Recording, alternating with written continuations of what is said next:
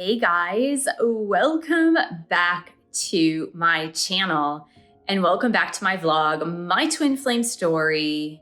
It's not week by week anymore, but it's my twin flame story. This is episode 30. What? I haven't really done this that often, so I'm not surprised that we're only on episode 30. And some of you might be thinking, I didn't even know there were episodes of a twin flame vlog anywhere in your channel. Well, there are. If you want to check them out, there's a playlist and I'll post it somewhere up here. So you can actually go back and watch some of the twin flame story week by week is what I called it. It's my twin flame vlog. In other words, today we're going to talk about the vacuum in parentheses or in quotation marks, the vacuum after your spiritual awakening or my spiritual awakening. And you might be wondering, what is the vacuum? What are you referring to? I'm not referring to a Hoover or a Dyson. I'm referring to something like a black hole, which I will explain in this vlog and why I wanted to talk about that. But if you are new here, could you subscribe below, please? And give the video a thumbs up and share with your friends who are twin flames, which most of us don't have many friends who are twin flames. And that's actually why I'm coming to you today with this vlog, because most of us don't have any friends that are twin flames, or maybe one person who we know who's a twin flame, or maybe one person who might be a twin flame. But other than that, most of us don't know any twin flames in our immediate circle, right? In our close-knit circle. So that's what we're gonna talk about today, is this vacuum. The vacuum after your spiritual awakening. In another video, I mentioned something about the fact that sometimes, and this actually often happens, when you meet your twin flame or slightly before you meet your twin flame, it could happen a year or two before you meet your twin flame, or this could happen once you meet your twin flame. And that phenomenon is that your life completely begins to crumble apart. The foundation of your life can crumble to the ground. What does this mean exactly? Well, most of us have been raised in societies where the goal in life is to get an education, get a job, find someone to marry, have 2.5 kids, buy a home, buy a car, have the white picket fence, perhaps. And then after you've achieved all of these milestones, oftentimes you are left with this notion, is that all there is? Like, I've achieved these goals, but what now? Oftentimes having those things in and of themselves, or achieving those life goals or society's goals or your family goals, like it might have been your family, right? Who says, this is what we do in this family. We get a college degree.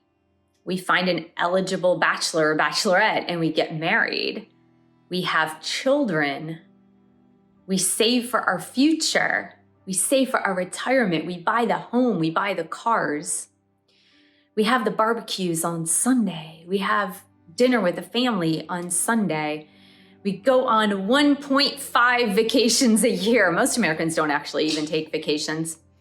But then we're just left with what else? What else is there in life? And a lot of people don't even ask themselves what else. They're they sink into this deep depression that they don't even realize, where they begin to drink.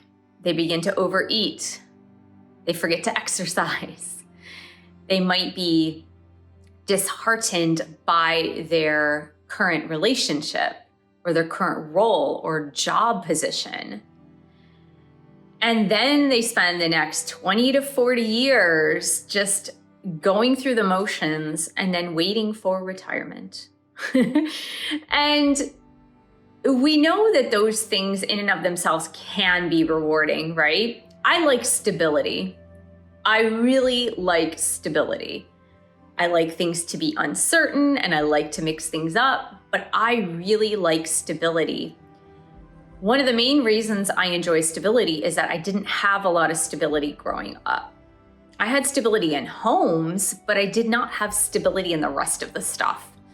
So I really enjoy stability, just like the next person might enjoy stability, or having a place you call home and a city you call home and a community and all of that.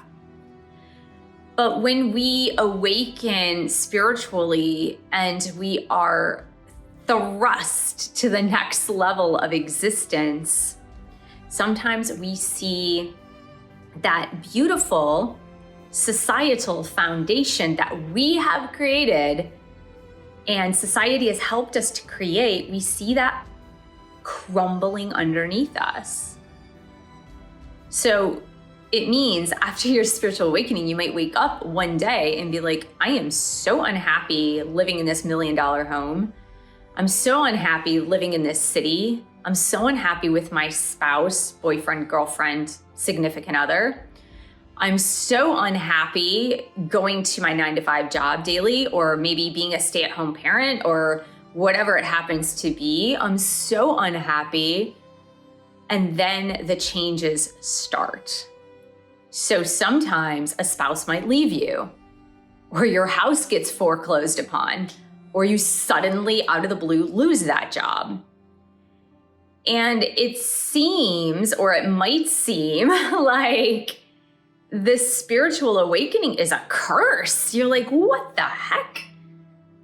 This thing has cursed me? Or meeting a twin flame, you might think it's a curse. Meeting my twin flame has been such a curse, right? I had such a good life, and then all of a sudden my life is in an upheaval. Everything is topsy-turvy. Everything is turned completely upside down.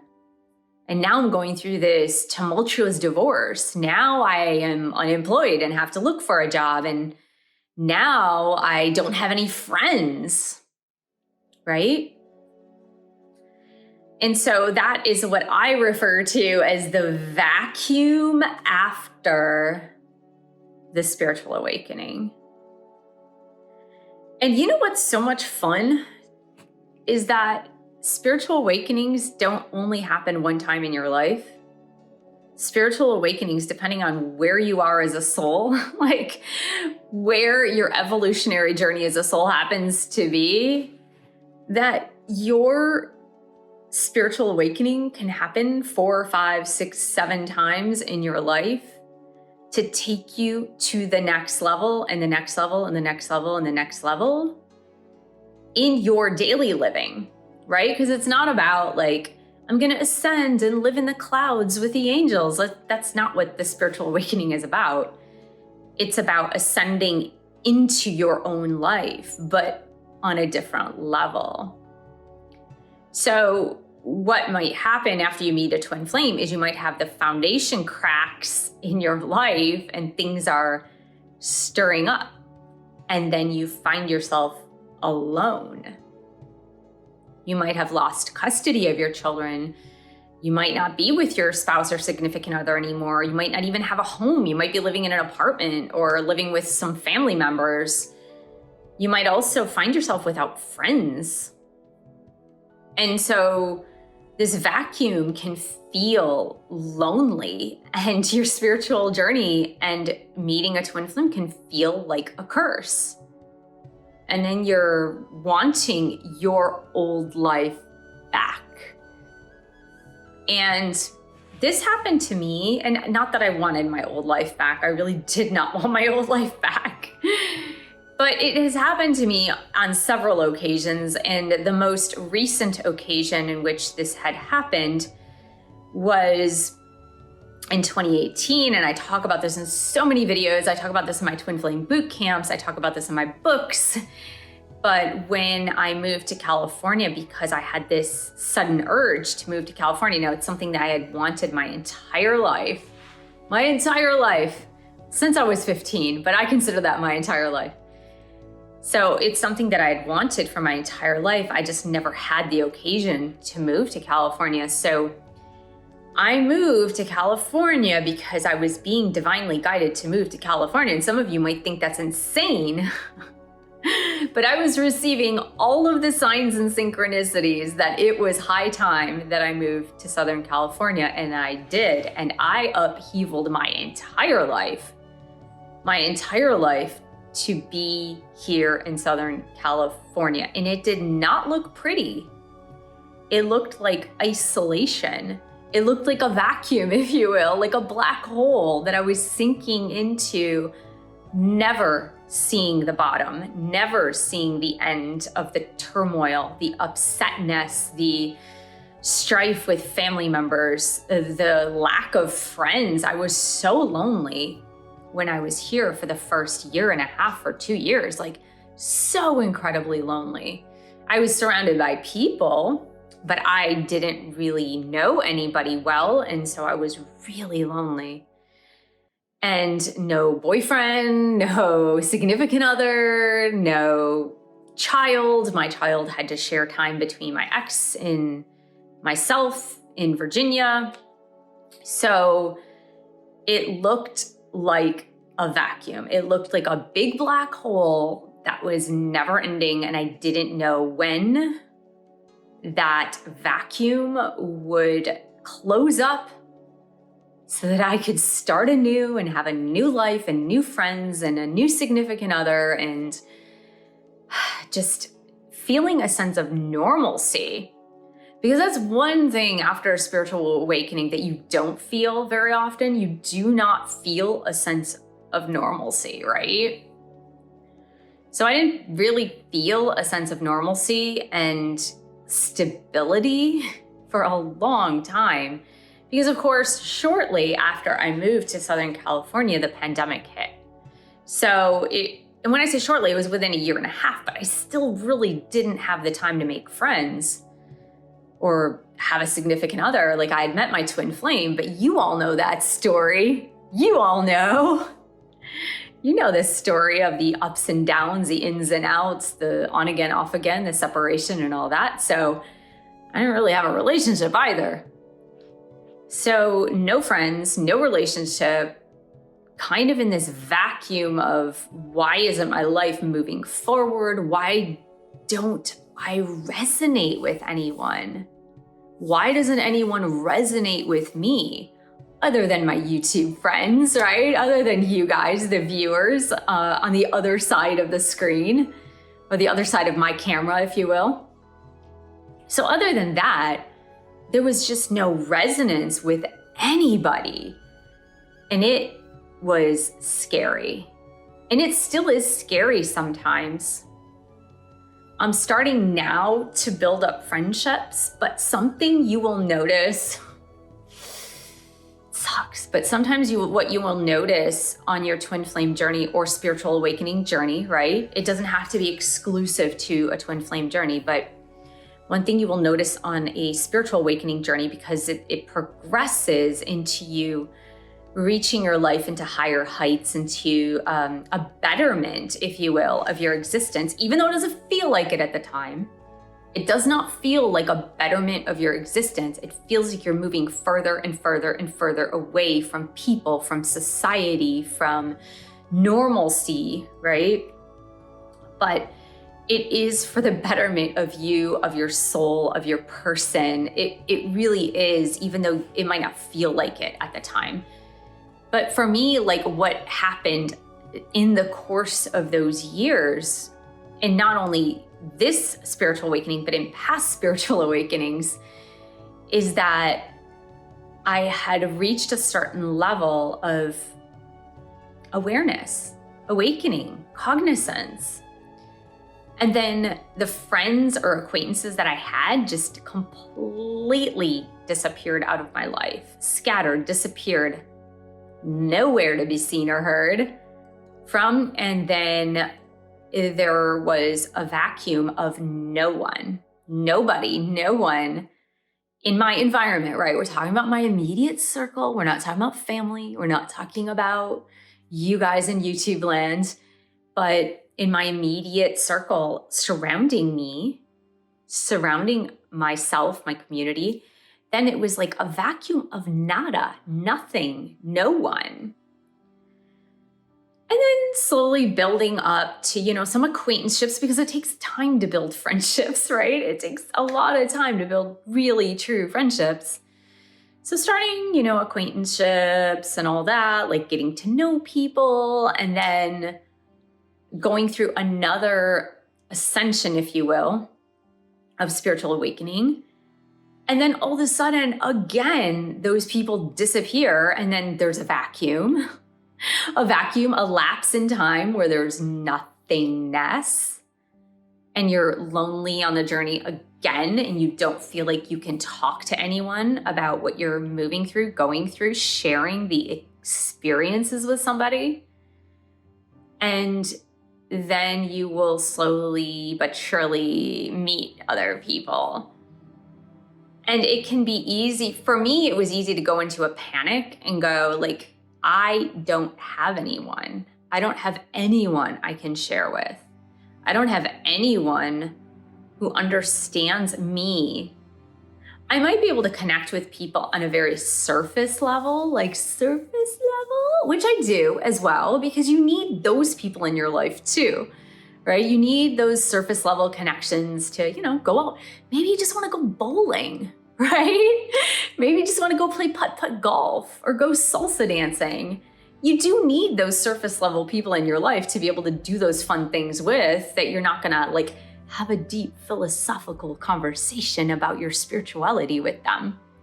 So you do need those surface level people. And that's what I have had in the past, year and a half or so, is more of those surface level people, which are fine, right? It's fine to have those surface level people who have been companions in my fun journey. The fun journey is, go out and do stuff with, but not necessarily forging deep and lasting friendships with. And so now I'm starting to see people who are of resonance come into my life, and I'm not necessarily seeking them. I've asked my angels for them, but starting to see them come slowly into my life to share a little bit deeper stuff with, right? And so rest assured, the vacuum will not last forever and ever and ever.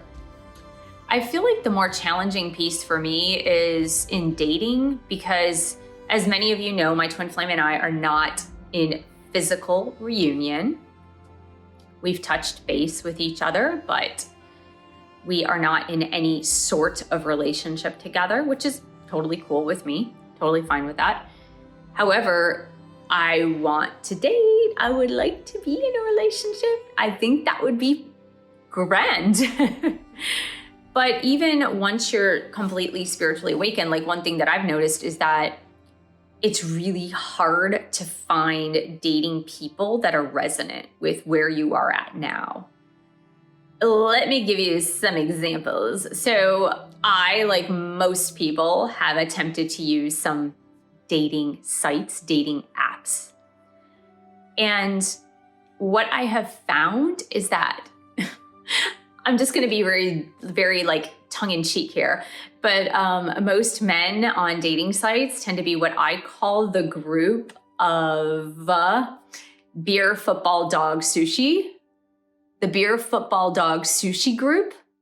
Okay. The beer, football, dog, sushi group are the most mainstream and basic of men. And I'm only speaking to men because I only date men. But the beer, football, sushi, what is it? Beer, football, dog, sushi group are the ones who put on their dating profiles that those are their interests. Beer, football, dog, and sushi. And most of them will have many pictures with their dog or holding a beer. and they say their favorite food is sushi. For me, that's a red flag, because someone who is spiritually awakened and a little deeper than that, for me, this is telling me this is an average Joe, an average mainstream guy who probably isn't super deep. Because if the important things that they are putting on their dating profile are those 4 things, then it's likely that they're living in a life of normalcy where there really isn't expanded awareness, which is fine. Believe me, guys, I am not judging people based on their interests at all. But if you just left a life of normalcy, which I did way back, I left a life of normalcy. I don't think my life was ever really normal, but I left a life of normalcy back in 2006-07 was when I got separated, but then divorced later. It took a while to get divorced. So back in 2006 or 7 is when I left a life of normalcy with a normal guy. And so I'm not going to go back to normalcy because that would not fit the bill for the person that I am today. I need someone who's a little bit deeper, who digs a little bit deeper into life than, beer, football, dog, sushi, right? Or if they say pickleball, like that's it. I will swipe left immediately. The other thing, and so that's 80% of the men on dating profiles, right? That's 80%, at least 80%. And then there is what I call the simple guy profiles, which is about 10% to 15%. You wouldn't believe how many guys say on a dating profile, I'm just a simple man, or I'm just a normal guy, or I'm just a basic guy. For me, that just tells me they're basic. So when you've had a spiritual awakening, your life is anything but simple, normal, or basic. Your life is so complex and so crazy, and you're doing your tarot cards and you're talking to angels and spirit guides and you're seeing signs and synchronicities. That is anything but basic and normal. So it's not going to be resonant with you. Again, it doesn't make it wrong, right? It doesn't make it wrong. It's just not going to be an energetic or resonant match. So again, it's super hard getting back into the dating game once you've had one or several spiritual awakenings, because the resonance is not going to be the same with about 90 to 95% of the people on the planet. So it's going to be really tough because it restricts your dating pool by a lot. Now, if it's for casual dating, casual hookups, right? There's no harm in that. You could definitely date a guy who says they are basic or normal or simple. And you could definitely date the beer, dog, sushi, football guy.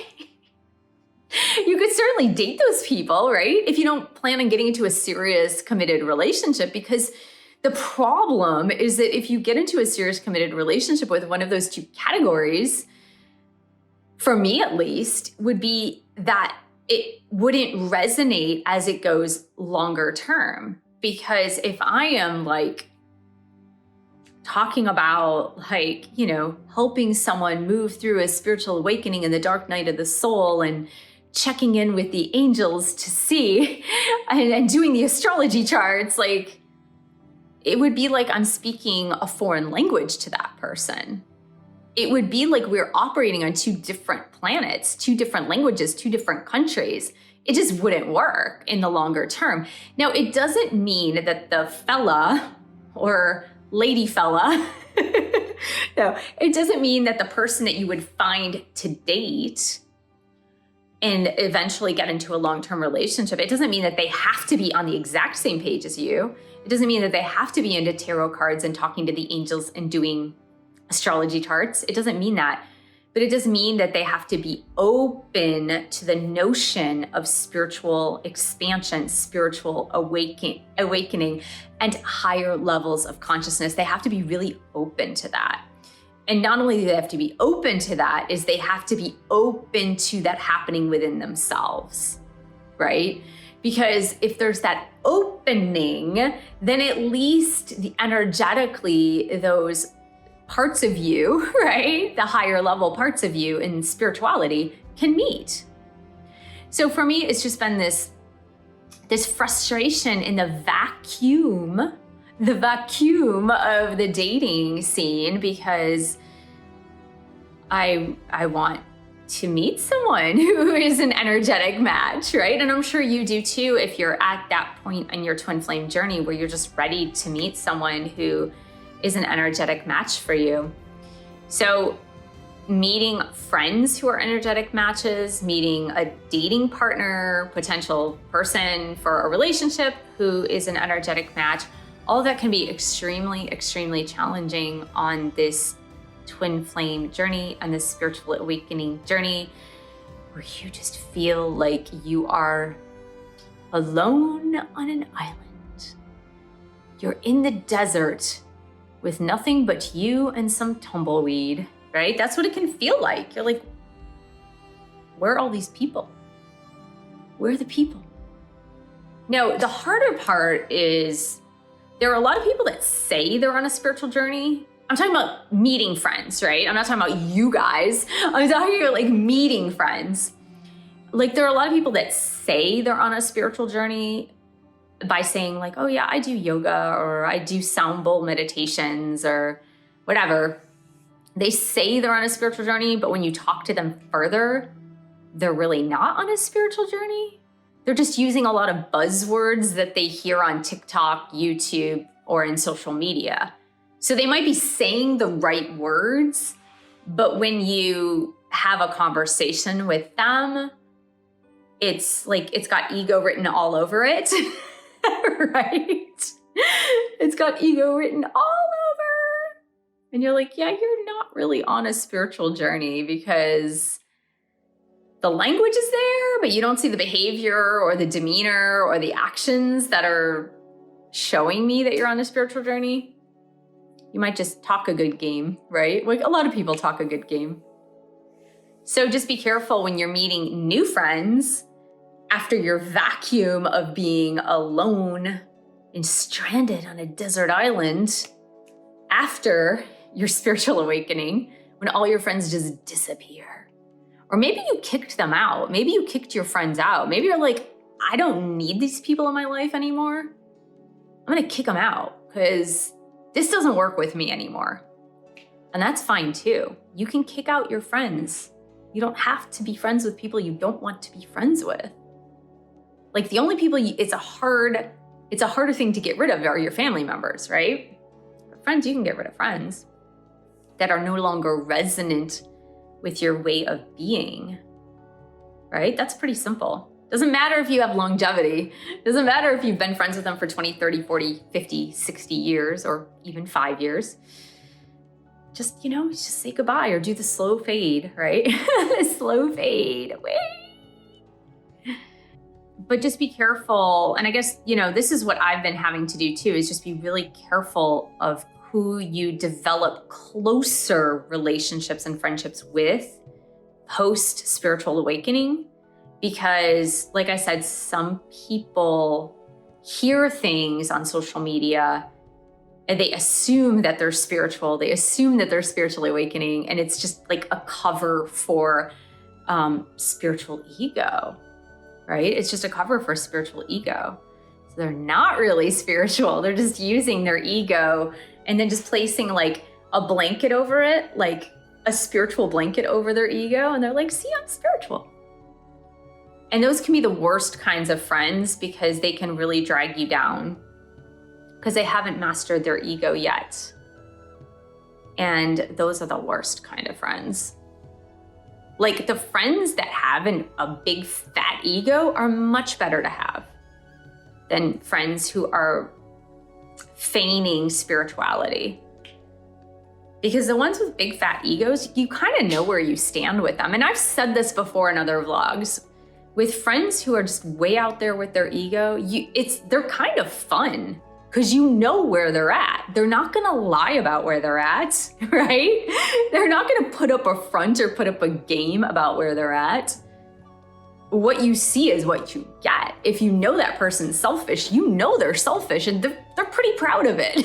So it's like, it's kind of cool. It doesn't make it in your highest good necessarily, but it's much easier to deal with that person because you kind of know what you're getting.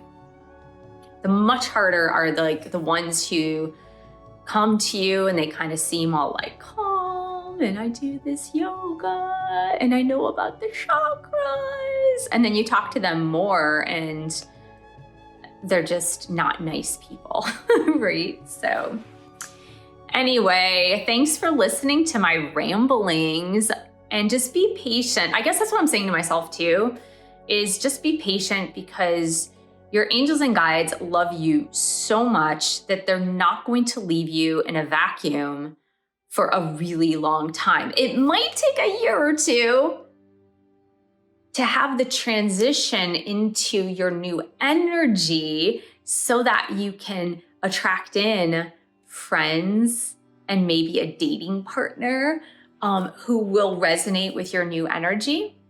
Maybe it'll take like a year or two. Maybe you might have to have that time of being alone and being lonely and just going out with acquaintances for fun stuff, right? Not deep stuff, but fun stuff.